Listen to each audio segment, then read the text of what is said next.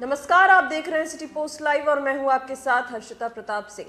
2024 के चुनाव की तारीख कभी भी आ सकती है। ऐसे में सीट बंटवारे को लेकर तमाम नेताओं के बीच अफरा तफरी का माहौल बना हुआ है। आपको बता दें, बिहार में नेताओं का इधर उधर भागने का सिलसिला लगातार जारी है, लेकिन इन सब बातों से बेफिक्र बिहार के मुख्यमंत्री नीतीश कुमार 7 मार्च को विदेश दौरे पर जा रहे हैं। आपको बता दें, 5 दिनों का ये दौरा है मुख्यमंत्री नीतीश कुमार का, जिसमें वो इंग्लैंड का म्यूजियम देखने जा रहे हैं। आपको बता दें, बताया ये भी गया है कि नीतीश कुमार ब्रिटेन दौरे में मुख्यमंत्री वहां के निवेशकों से मुलाकात करेंगे। वे उन्हें बिहार आने का न्योता भी देंगे। जेडीयू बिहार में एनडीए का प्रमुख पार्टनर है। नीतीश जेडीयू के राष्ट्रीय अध्यक्ष है, फिर वे इतने निश्चिंत क्यों दिख रहे हैं, यह बात किसी के समझ में नहीं आ रही। नीतीश कुमार की पार्टी जेडीयू अब एनडीए का बिहार में प्रमुख घटक दल है। जेडीयू के अलावा लोक जनशक्ति पार्टी के दोनों गुट, जीतन राम मांझी की पार्टी हम और उपेंद्र कुशवाहा का राष्ट्रीय लोक मोर्चा शामिल है।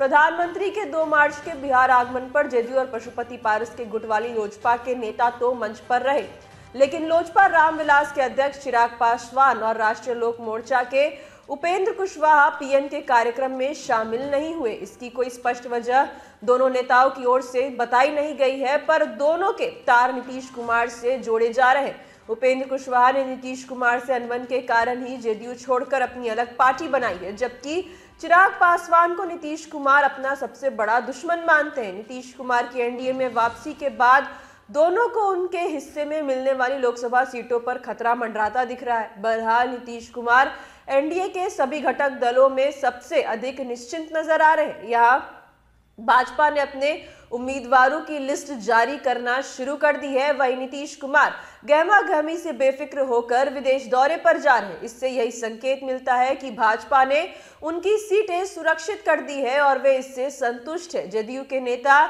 इंडिया अलायंस में रहते लगातार सीटों पर कम पर मानने को तैयार नहीं थे। वे जल्द से जल्द सीटों के बंटवारों की मांग कर रहे थे। सच तो यही है कि इसी से आधार बनाकर नीतीश ने इंडिया अलायंस से अलग होने का फैसला भी किया था, पर एनडीए में आते ही नीतीश कुमार ने सीटों के बाबत कभी कोई चर्चा नहीं की। जिस तरह उन्होंने पीएम मोदी की मौजूदगी में अब इधर उधर न होने की सफाई दी, उससे इतना तो समझ में आता है कि नीतीश ने एनडीए में वापसी के साथ ही शायद सारी बातें तय कर ली हैं। ये बात किसी की समझ में आ नहीं रही कि नीतीश कुमार ने बेमौसम विदेश जाने की योजना क्यों बनाई। आरजेडी के नेता और बिहार के पूर्व डिप्टी सीएम तेजस्वी यादव ने जन विश्वास यात्रा रैली में कहा कि 2024 के बाद जेडीयू का अस्तित्व नहीं बचेगा।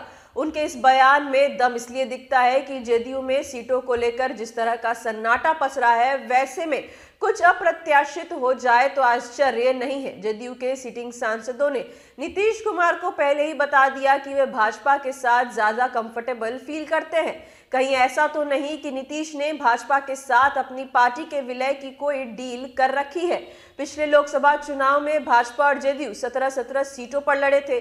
जेडीयू के 16 उम्मीदवार जीत भी गए थे। जिन्होंने जीत दर्ज की, वे भाजपा के साथ अपने को सहज मानते हैं। यह भी हो सकता है कि भाजपा अपनी सीटों पर लड़े और जेडीयू के उम्मीदवारों को अपने ही टिकट में एडजस्ट करे। हालांकि अभी ऐसा कहना प्रीमेच्योर होगा, पर नीतीश ने जिस बेफिक्री से चुनावी गहमा गहमी के बीच विलायत जाने का कार्यक्रम बनाया है, उससे ऐसी आशंका को बल मिलता है।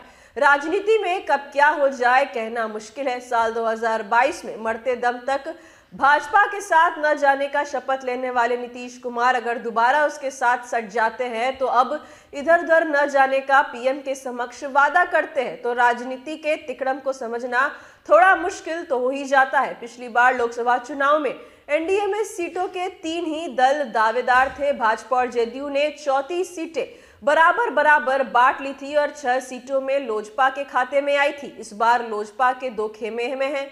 पशुपति पारस और चिराग पासवान के गुट आपसी में ही गुत्थम गुत्था होते रहते हैं। दोनों गुट अलग अलग 6 सीटों की मांग करते रहे हैं। जीतन राम मांझी की पार्टी हम गया की 1 सीट मांग रही है, जबकि आरएलएन के उपेंद्र कुशवाहा 2014 की तरह कम से कम 3 सीटें चाहते हैं। एनडीए सबको कैसे संतुष्ट करेगा, ये हफ्ते भर में स्पष्ट हो ही जाएगा। तब कौन कितना मानेगा और कौन कितना नाखुश होगा, ये देखने वाली बात है। हालांकि इन सब के बीच मुख्यमंत्री नीतीश कुमार बेफिक्र होके 7 मार्च को 5 दिनों के लिए विदेश दौरे पर जा रहे हैं। तो वही कहा जा रहा है कि चिराग पासवान और उपेंद्र कुशवाहा की टेंशन बढ़ी हुई है। अब सीटों के बंटवारे को लेकर क्या कुछ सामने आता है वो भी जल्द पता चल जाएगा। फिलहाल इस खबर में इतना ही। आप आगे की खबरों के लिए देखते रहिए सिटी पोस्ट लाइव। इस वीडियो को लाइक करें, शेयर करें और चैनल को सब्सक्राइब करना ना भूलें। धन्यवाद।